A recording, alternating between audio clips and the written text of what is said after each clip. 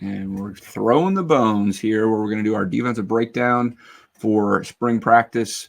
And here's our coaching staff, Honky. Yeah, so basically just kind of a piggyback off of what we just talked about there.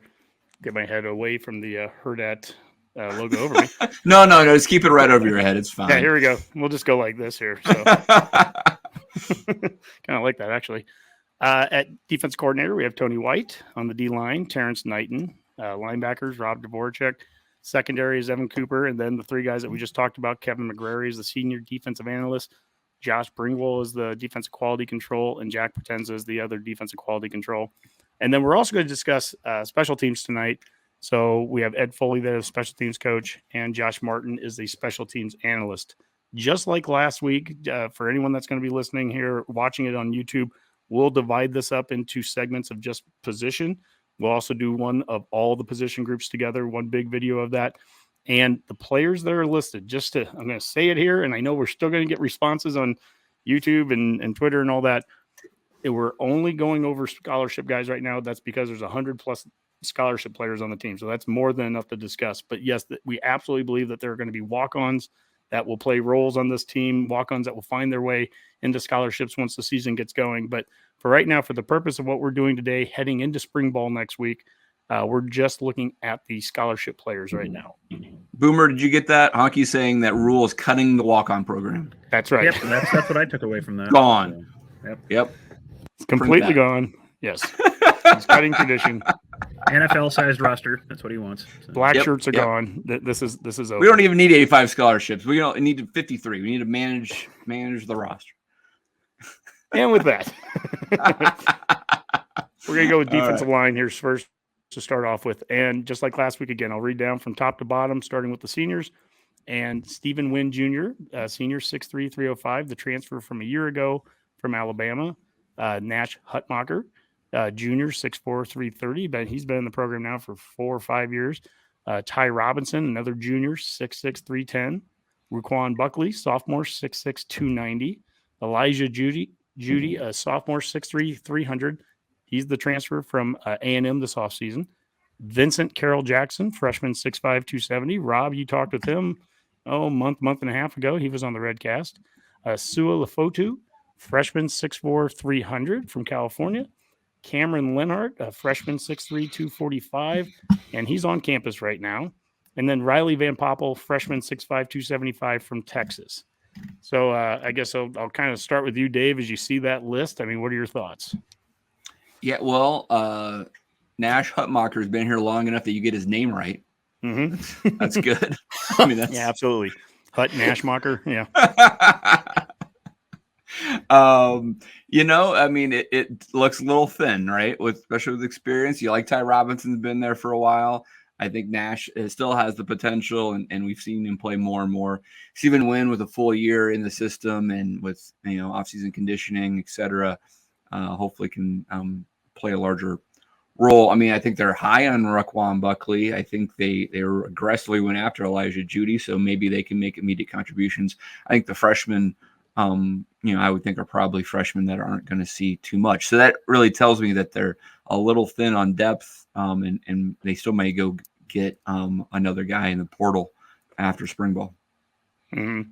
Yeah, the 3-3-5 that they're running, that will be interesting to see what they do. They always talk about how it's multiple and they can get into 4-man fronts and 3-man fronts. Mm-hmm. I would say the same thing this year that I said last offseason, which is that changes up what type of defensive line bodies you need.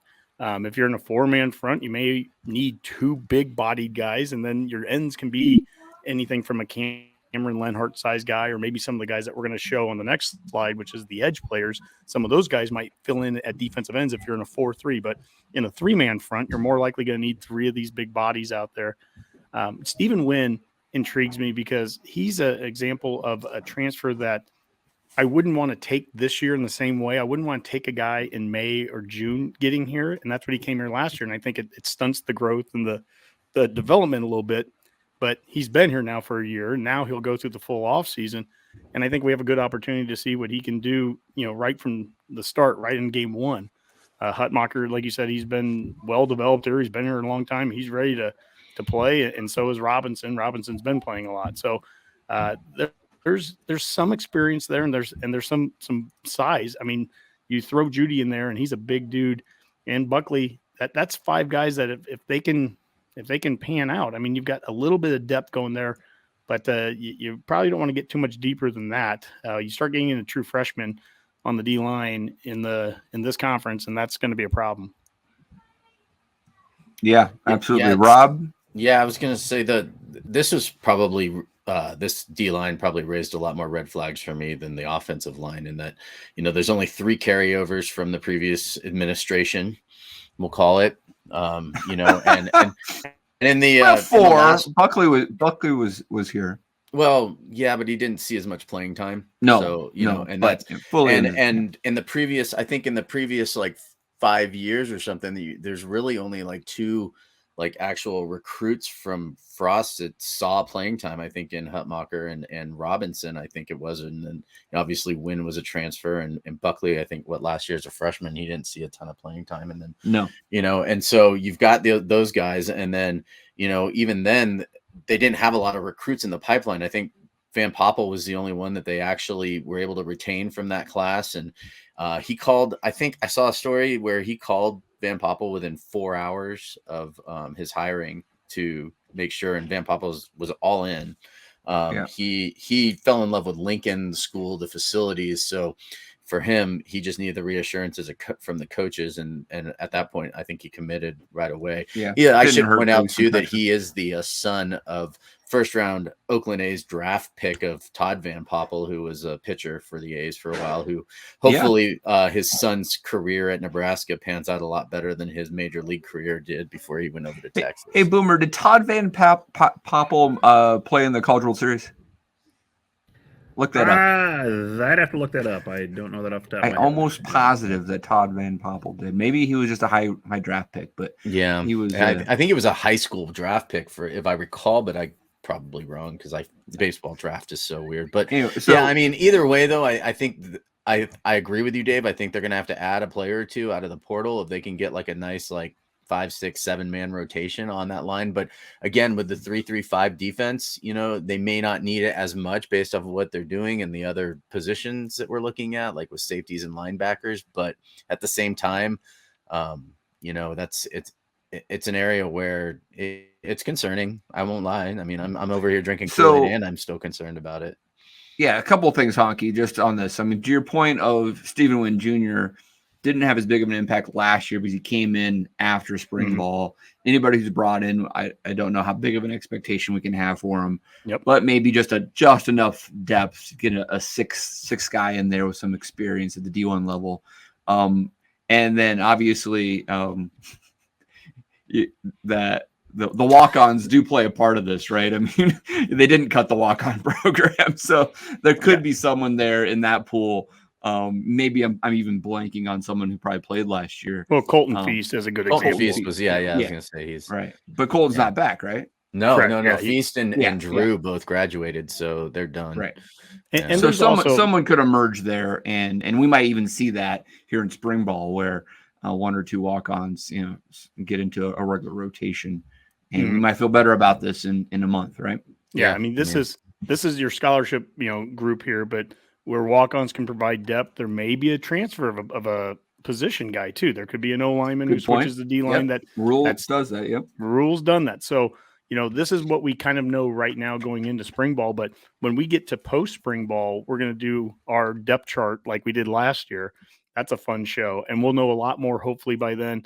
Not just from what we've seen in the spring game itself, but also what we've heard from all the talk over those 15 practices. So there's a lot that can happen between them. But to your point, Dave, if you're waiting till after the semester is done to bring in a couple more transfers so that we can fill out this room, I'm just already going to say that guy, whoever you bring in, better just be so ready made and to play instantly, because we've seen it last year. We brought in 2 guys. We brought in Wynn, and then we brought in Drew from Texas Tech.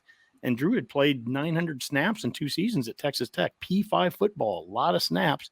Guy didn't get here till August. And that it can't help but stunt the development of the player.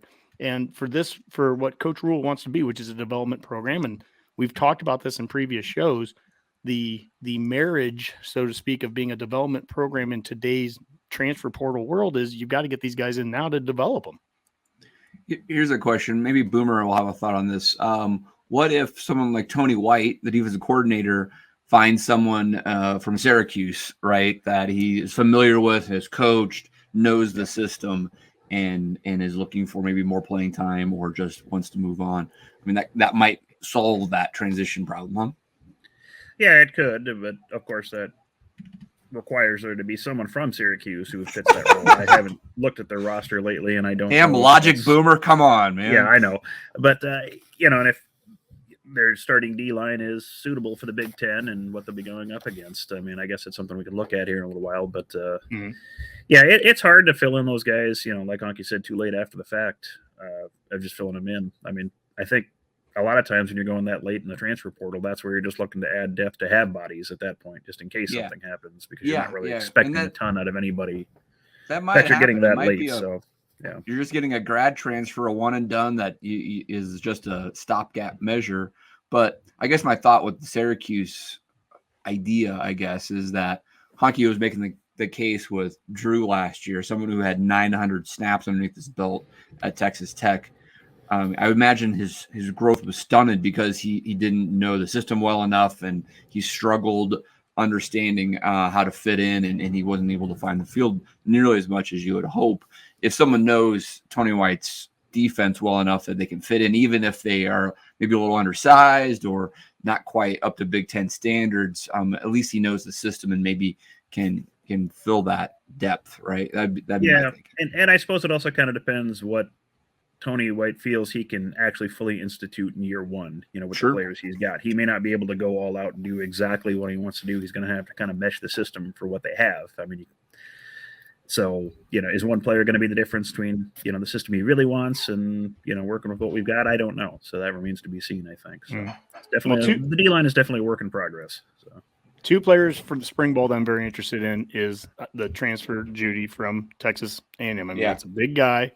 That's a guy that, the upside can be very up on him. So, I mean, he might be one of those dudes that is starting for you next year. You don't know. And he has the whole offseason to get there. And the other guy is Cameron Lenhardt, who is here early. So, he was in the All-American games in high school. He was a high recruit. He's listed 6'3", 245. I don't know if that's his exact size right now. That's just what I saw listed. So, my guess is, if he's gonna be playing D-line, he's gonna need to be a bit heavier than that. But this is it's a good starting point, I think. And then when you start to add in some of the walk-ons and we get the development going over the spring, it'll be fun to see where this D-line's at towards the end of it. So.